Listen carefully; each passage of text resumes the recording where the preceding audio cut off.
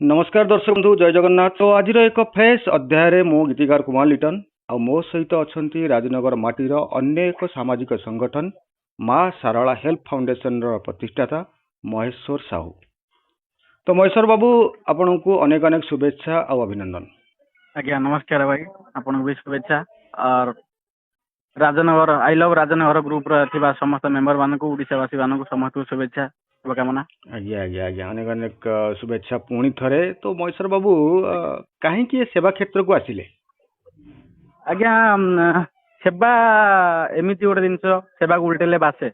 आज्ञा आज्ञा सेवा आगुरी बहुत इच्छा था छोट बड़ू। आज्ञा आज्ञा किंतु सेवा विषय तो मुझे जानी नथिली किछि। आज्ञा धीरे धीरे बड़ हेली मो चारि पाखर देखिली, मो निज पंचायत भी देखी। आज्ञा आज्ञा ଯେତେବେଳେ ଗୋଟେ ଆମେ ତ ନିଜେ ଗରିବ ଘରୁ ଆସିଛେ, आज्ञा ଆମେ କୋଉ ଧନୀ ଘରୁ ନୁହେଁ। आज्ञा ଏଇ ଗରିବ ଶ୍ରେଣୀର ଯେତେବେଳେ ଗୋଟେ ଲୋକ ରୋଗରେ ପଡୁଛି, आज्ञा ପଇସା ପାଖରେ ନ ରହୁଛି, 5 ଜଣଙ୍କୁ ମାଗିକି 10 ଜଣଙ୍କୁ ମାଗିକି ଚିକିତ୍ସା ହଉଛି, ଠିକ ହଉଛି, ସେଇ ଜିନିଷ ମୁଁ ଦେଖି ଆସୁଥିଲି। ସେବା କେମିତି କରିବି, ଲୋକ ଗୋଟେ କେମିତି ସାହାଯ୍ୟ କରିବି, ଏକା ସାହାଯ୍ୟ କରୁଥିଲି। କୋଉଠି 50 ଟଙ୍କା 100 ଟଙ୍କା ଦେଇ ଦଉଥିଲି, ଗୋଟେ ଗରିବ ଲୋକଙ୍କୁ ତ ବେଶୀ ସାହାଯ୍ୟ କରିପାରୁନଥିଲି। କେମିତି ସେବାଟା କଲେ ବେଶୀ ପଇସା ନେଇକି ତାଙ୍କ ପାଖରେ ପହଞ୍ଚିଲେ ତାଙ୍କର ଚିକିତ୍ସା ହେଇପାରିବ, ଏମିତି ଭାବିବା ଭିତରେ ଆମ ରାଜନଗର ଅଛି ଆସୁଛି ମୋ କାଳିଆ ସୁନା ଗ୍ରୁପ ଅଫ୍ ଓଡିଶା। ସେଥିରେ ପିଣ୍ଟୁ ପ୍ରଧାନ ସେ ମୋ ସାଙ୍ଗ ହବ। ସିଏ କିନ୍ତୁ ବହୁତ ବର୍ଷ ପୂର୍ବରୁ 2014-15 ସେ ସମାଜ ସେବା ଗ୍ରୁପ ରେ ରହି ଆସିଛି, ରହିକି କାମ କରି ଆସିଛନ୍ତି। ସେ ଭୁବନେଶ୍ୱର କଟକ ସଂଗଠନରେ ଥିଲେ ସବୁ। ସେ ସମାଜ ସେବା କିନ୍ତୁ କରି ଆସିଥିଲେ। ମୁଁ ତାଙ୍କୁ କହିଲି, ଥରେ ଦିନେ କଥା ହେଲି, ଆମେ ବାହାର ସେମାନେ ତ କଟକ ଭୁବନେଶ୍ୱରରେ ସଂଗଠନ ଖୋଲିଛନ୍ତି, ତାଙ୍କ ଏରିଆରେ ସେବା କରୁଛନ୍ତି। ଆମ ଅଞ୍ଚଳରେ ଆମେ ଗୋଟେ ସଂଗଠନ ଏମିତି ଖୋଲିକି ଆମେ ଗରିବ ଲୋକ ପାଖରେ ପହଞ୍ଚିବା। ଆମେ ଗୋଟେ ସଂଗଠନ ଖୋଲିଥିଲୁ, ଆସୁଛି ମୋ କାଳିଆ ସୁନା ଗ୍ରୁପ ଅଫ୍ ଓଡିଶା। ପ୍ରଥମେ ଖୋଲିଥିଲୁ, ଗରିବ ଅସହାୟ ଲୋକଙ୍କ ପାଖରେ ପହଞ୍ଚୁଥିଲୁ, ସେବା କରୁଥିଲୁ। ତା ଗୋଟେ ସେବା ସଂଗଠନ ଖୋଲି ସାରିଲା ପରେ ଆମେ ଭାବିଲୁ, ଗୋଟେ ସଂଗଠନ ଯଦି 5,000 ଟଙ୍କା ନେଇ ଜଣେ ଗରିବ ଲୋକ ପାଖରେ ପହଞ୍ଚି ପାରୁଛି, ଯଦି ଆଉ ଗୋଟେ ସଂଗଠନ ଯେମିତି ଆଉ ଗୋଟେ ଖୋଲି କରିପାରିବୁ ଆଉ 100 ଜଣ ନେଇକି, ସେ 5,000 ଇଏ 5,000 10,000 ଟଙ୍କା ନେଇ ଗୋଟେ ଲୋକ ପାଖରେ ପହଞ୍ଚିଲେ ଗରିବ ଲୋକ ବେଶୀ ଉପକୃତ ହେଇପାରିବ। अच्छा बहुत बढ़िया। अच्छा महेश्वर बाबू एबे टिके आपन कथा को नेकी आ गुटे प्रश्न रहिबा हमरो आसुची मो कालियासुना ग्रुप रु आपन जन्म आज्ञा ता परे मां सारला हेल्प फाउंडेशन रो सृष्टि। आज्ञा आज्ञा तो दुईटी अनुष्ठान आपनक सहित जड़ित माने आपन मां सारला हेल्प फाउंडेशन आसुची मो कालियासुना। आज्ञा तो एबे संपर्क केमिति अछि? संपर्क बहुत भलो अछि, ତାଙ୍କର ଆମର ବହୁତ ଭଲ ଅଛି। କାରଣ ଆଗରୁ ମୁଁ ଉପସଭାପତି ଥିଲି ସେ ସଂଗଠନରେ, ଏବେ ନିଜେ ଗୋଟେ ସଂଗଠନ ଖୋଲିଲି। संपर्क बहुत भलो, आमे मिसिके सेवा करू। अच्छा बहुत बढ़िया। जो मैंने दर्शक माने देखुथिबे निश्चित भावे किछि प्रेरणा पाउथिबे। अच्छा महेश्वर बाबू आपन संगठन रे एबे केते सभ्य अछंती? सभ्य सेमिति ग्रुप रे कहया गले 100 जण अछंती, কিন্তু ग्रुप बाहर जेमति कोनती पर्दा पछरे सेमिति पछर रही बहुत सपोर्ट करे लोक 400-500 बाहरिबे। सबु खाली आम राजनगर अंचल रहांती, केन्द्रापड़ा रो अलगा जिला मानकर भी अछंती मेंबर आम पाखरे। अच्छा बहुत बढ़िया। महेश्वर बाबू ओडिशा रे विभिन्न जिल्ला रे आपण सेवा जोगुचंती जानी खुशी लागिला। अच्छा बेसी प्राधान्य कौन दउचंती आपण जे सेवा को ओलउचंती, सेवा कार्य आपनकर जारी रहूची, तो प्राधान्य काहा को बेसी दउचंती? कौन कौन सेवा? हम संगठन रो मूल मंत्र होची मानव सेवा ही माधव सेवा। अच्छा यही कथा को पाथे करी आमे आगु चलीछे। हमर मूल लक्ष्य होची समाज थिबा गरीब असहाय अवहेलित लोगों को साहाय्य जोगाइबा।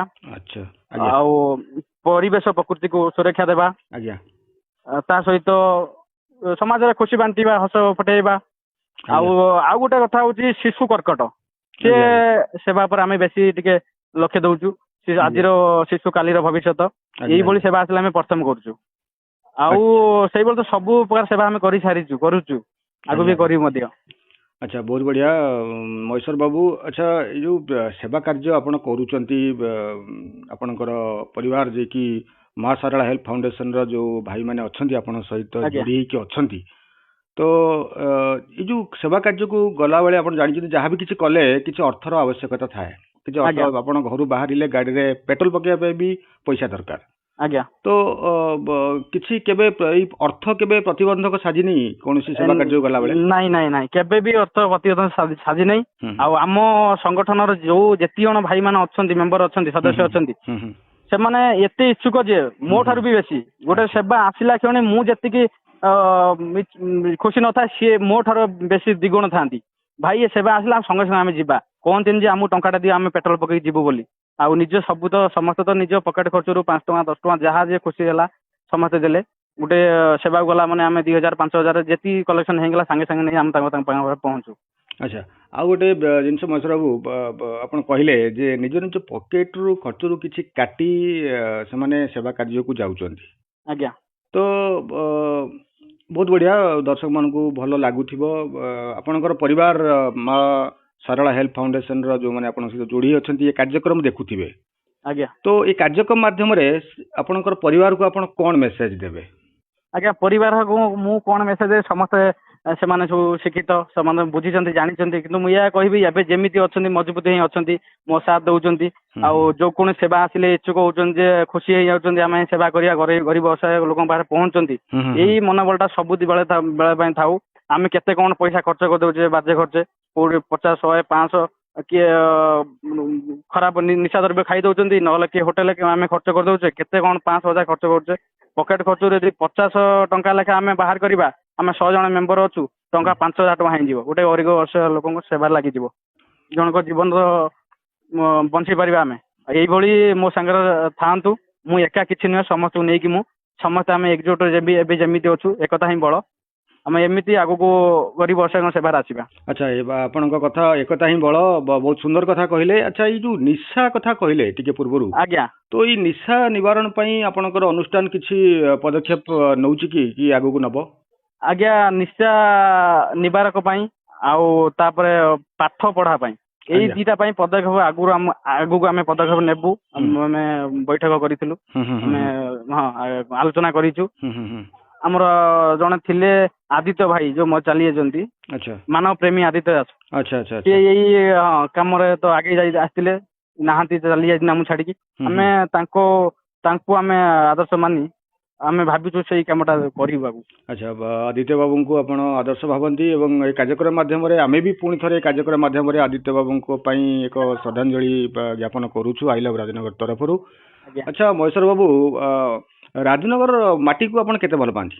ବହୁତ ଭଲ ପାଏ, ଆଉ ମୁଁ ଚାହେଁ କେମିତି ରାଜନଗର ଅଞ୍ଚଳ ଆହୁରି ବହୁତ ଆଗକୁ ଯାଉ, ଆମ ଅଞ୍ଚଳ ନାଁ କରୁ, ଅଞ୍ଚଳବାସୀଙ୍କୁ ଆମେ ବହୁତ ପ୍ରତିଭା ଅଛନ୍ତି ରାଜନଗର ଭିତରେ ଅଛନ୍ତି, କିନ୍ତୁ ଫୁଟିକି ବାହାରୁ ବାହାରି ପାରୁନାହାନ୍ତି। ସେ କେମିତି ଗୋଟେ ଆପଣ କନିକା କଲମ ଯୋଉ ଲେଖିଥିଲେ, ସେଥିରେ ବହୁତ ଭଲ ଜିନିଷଟା, ସେ ବହୁତ ପ୍ରତିଭା ବାହାରକୁ ଆସିଲା। ସେଇଭଳି କିଛି ପ୍ରତିଭା ବାହାରୁ ଆସିବା ଦରକାର। ଆମ ରାଜନଗର ଅଞ୍ଚଳରେ ବହୁତ ପ୍ରତିଭା ଅଛନ୍ତି। ଆଚ୍ଛା, ବହୁତ ଧନ୍ୟବାଦ ମହେଶ୍ୱର ବାବୁ। ଆଉ ଆଚ୍ଛା, ଏଇ ଯୋଉ ଆଇ ଲଭ୍ ରାଜନଗର ଫେସବୁକରେ ଯୋଉ ଗୌରବ ରାଜନଗରର ଏଇ କାର୍ଯ୍ୟକ୍ରମ ଚାଲିଛି, ଆପଣ ଦେଖନ୍ତି? ନିୟମିତ ଦେଖନ୍ତି? ନିୟମିତ ଦେଖେ, ମୁଁ ଜଣେ ସଦସ୍ୟ ସେ ଗ୍ରୁପର। ଆଚ୍ଛା, ମାନେ କେମିତି ଲାଗେ, ଆଉ ଦର୍ଶକ ମାନଙ୍କୁ ଆଇ ଲଭ୍ ରାଜନଗର ଗ୍ରୁପ ବିଷୟରେ କ'ଣ କହିବେ? Rajnagar I love Rajnagar group ପ୍ରଥମେ ଯାହା ଖୋଲିଥିଲା, ଗୋଟେ ମାସ ଭିତରେ ବୋଧେ ହେଇଯାଇଥିଲା 5-6 ହଜାର ହେଇଯାଇଥିଲେ, ଆମର ସଦସ୍ୟ ହେଇଯାଇଥିଲେ, ଯୋଡି ହେଇଯାଇଥିଲେ। ନାଇଁ, ଆମେ ଯେତିକି ଖବର ଜାଣିଛୁ, ଆମର ଯୋଉ ଆଡମିନ୍ ଅଛନ୍ତି ଯେ ଆମର ସାନ ଭାଇ ଦେବେନ୍ଦ୍ର ଭାଇ, ତାଙ୍କ କଥା ଅନୁସାରେ ବୋଧେ ମ୍ୟାକ୍ସିମମ୍ ସେୟାର ଆପଣ ଏଇ ଗ୍ରୁପରେ ଜଏନ୍ କରିବା ପାଇଁ ଲୋକମାନଙ୍କୁ ଆପଣ ସବୁ ପଠେଇଛନ୍ତି। ଆଜ୍ଞା, ମୁଁ ବହୁତ ଭଲ ପାଏ ଆଇ ଲଭ୍ ଗ୍ରୁପ ଯେତେ ଖୋଲିଗଲା, ବହୁତ ଖୁସି ହେଇଥିଲି ମୁଁ। ଆଉ ମୁଁ ଏ ସେବା ଲାଇନ ଆସିଲି, କିନ୍ତୁ ଏତେ ସେବା ବିଷୟରେ କିଛି ଜାଣିନଥିଲି। ମୁଁ ଖାଲି ଜାଣିଥିଲି ଗରିବ ଲୋକଙ୍କୁ କେମିତି ସାହାଯ୍ୟ କରିବା, କିନ୍ତୁ ସେ ଯୋଉ ପ୍ରେରଣାଟା ପାଇଲି ଆମ ଦେବେନ୍ଦ୍ର ଭାଇଙ୍କ ପାଖରୁ କିଛି ପାଇଛି। ଆଉ ମହାବାବ ଗ୍ରୁପ ଅଫ୍ ଓଡିଶା ଅଛି ଶିବ ଶ୍ୟାମଳ କଟକରେ, ତାଙ୍କ ପାଖରୁ କିଛି ଶିଖିଛି ମୁଁ। ଆଉ ତାପରେ ଆଉ ଯୋଉ ଗୁରୁଜନ ମାନ ରହିଲେ, ତାଙ୍କଠାରୁ କିଛି ଶିଖିଲା ପରେ ମୁଁ ଏଇ ଲାଇନକୁ ଭଲସେ ଏବେ ଚଲେଇ ପାରୁଛି, ଗରିବ ଅସହାୟ ଲୋକଙ୍କ ପାଖରେ ପହଞ୍ଚି ପାରୁଛି। ଆଚ୍ଛା, ବହୁତ ବଢିଆ। ଆଚ୍ଛା ମହେଶ୍ୱର ବାବୁ, କେଉଁ ଦେବତା କିମ୍ବା ଦେବୀକୁ ଆପଣ ବେଶୀ ଭକ୍ତି କରନ୍ତି? ମୁଁ ମାଙ୍କୁ ବେଶୀ ଭକ୍ତି କରେ, ମଙ୍ଗଳା ମା, ଶାରଳା ମା। ମୁଁ ସବୁ ଠାକୁରଙ୍କୁ ଭକ୍ତି କରେ, କିନ୍ତୁ ମାଙ୍କୁ ଟିକେ ବେଶୀ ଭକ୍ତି କରେ। ଆମ ସଂଗଠନ ନାଁ ଦିଆଯାଇଛି ମା ଶାରଳା ହେଲ୍ଥ ଫାଉଣ୍ଡେସନ। ଆଚ୍ଛା, ସେଠି ପଛରେ ଗୋଟେ କାରଣ ଅଛି। ହଁ, କୁହନ୍ତୁ। ଆଜ୍ଞା, ଜାଣିଥିବେ ଆମେ ଛୋଟ ଥିଲା ବେଳେ ମା ଶାରଳା ପ୍ରତ୍ୟେକ ଗାଁ ଆସି ବୁଲନ୍ତି। ଗାଁ ଗୋଟେ ତାଙ୍କ ଭକ୍ତ ଯିଏ ଶାରଳା ଠାକୁରଙ୍କୁ ନେଇକି ଆସନ୍ତି, ମୁଣ୍ଡରେ ମୁଣ୍ଡେଇକି ଆମକୁ ସବୁ ଛୋଟ ପିଲାଙ୍କୁ ବସେଇକି କେତ ପାହାର ଦିଅନ୍ତି, ଭୋଗ ଦେଇକି ଯାଆନ୍ତି। ସେ ପରମ୍ପରା ଏବେ ହଜିଗଲାଣି, ସେ ପରମ୍ପରା ଆଉ ଧୀରେ ଧୀରେ ନାହିଁ ଆଉ। ମୁଁ ଭାବିଲି ମା ଶାରଳାଙ୍କ ନାଁରେ ଏ ଯୋଉ ନାଁଟା ଗ୍ରୁପ ସଂଗଠନ ନାଁଟା ମା ଶାରଳା ନାଁରେ ଦେବି। ଆଉ ମା ଶାରଳା ଯେମିତି ଆସି ପ୍ରତ୍ୟେକ ଗାଁ ଗାଁ ବୋଲି ଆମକୁ ବେତ ବାହାର ମାରୁଥିଲେ, ଆମେ ସେଇ ଶାରଳାଙ୍କ ମାଙ୍କ ନାଁ ନେଇକି ସବୁ ପ୍ରତ୍ୟେକ ଗାଁକୁ ଯିବୁ। ଆଚ୍ଛା, ବହୁତ ବଢ଼ିଆ। ମା ଶାରଳା ଆପଣଙ୍କୁ ସହାୟ ହୁଅନ୍ତୁ ଏବଂ ଆପଣଙ୍କ ପରିବାରକୁ ବି ସହାୟ ହୁଅନ୍ତୁ। ଆପଣଙ୍କ ସଂଗଠନ ବଢ଼ି ବଢ଼ି ଚାଲୁ ଏବଂ ଓଡ଼ିଶାରେ ସମସ୍ତେ ଆପଣଙ୍କର ସେବା ପାଆନ୍ତୁ। ଆଚ୍ଛା, କ'ଣ ଖାଇବାକୁ ଭଲ ପାଆନ୍ତି ବେଶୀ, ଭେଜ୍ ନା ନନ୍ ଭେଜ୍? ଭେଜ ଖାଏ ଭଲ ପାଏ, ନନଭେଜ ବି ଭଲ ପାଏ। ନନଭେଜ ବେଶୀ ମୁଁ ଅଲଗା କିଛି ଖାଏନି, ଚିକେନ ଟେ ଖାଏ, ମାଛ ଆଉ କିଛି ଖାଏନି। ଆଚ୍ଛା ଆଚ୍ଛା, ବହୁତ ବଢ଼ିଆ। ମାଛର ଏ ଯୋଉ ଚୁନା ମାଛ। ଆଚ୍ଛା, ନାଇଁ ରାଜନଗର ଯେହେତୁ ରାଜନଗରର ପିଲା ତ ମାଛ ଉପରେ ନିଶ୍ଚିତ ଭାବେ ଟିକେ ରହିବ। ଆଜ୍ଞା। ତ ବହୁତ ବହୁତ ବଢ଼ିଆ ଲାଗିଲା ଆପଣଙ୍କ ସହିତ କଥା ହେଇ ମହେଶ୍ୱର ବାବୁ। ତ ଦର୍ଶକମାନଙ୍କୁ ନିଶ୍ଚିତ ଭଲ ଲାଗିଥିବ। ତ ଆପଣଙ୍କ ସେବା କାର୍ଯ୍ୟ ଏମିତି ଜାରି ରହୁ, ରାଜନଗରରେ ଆପଣ ନାଁ କରନ୍ତୁ, ତା ସହିତ ଓଡ଼ିଶାରେ ବି ନାଁ କରନ୍ତୁ। ତ ଦର୍ଶକ ବନ୍ଧୁ, ଆଜିର ଏଇ କାର୍ଯ୍ୟକ୍ରମ ଆପଣଙ୍କୁ କେମିତି ଲାଗିଲା ନିଶ୍ଚିତ ମତାମତ ଦେବେ। ଜୟ ଜଗନ୍ନାଥ, ଜୟ ଜଗନ୍ନାଥ, ଜୟ ଜଗନ୍ନାଥ।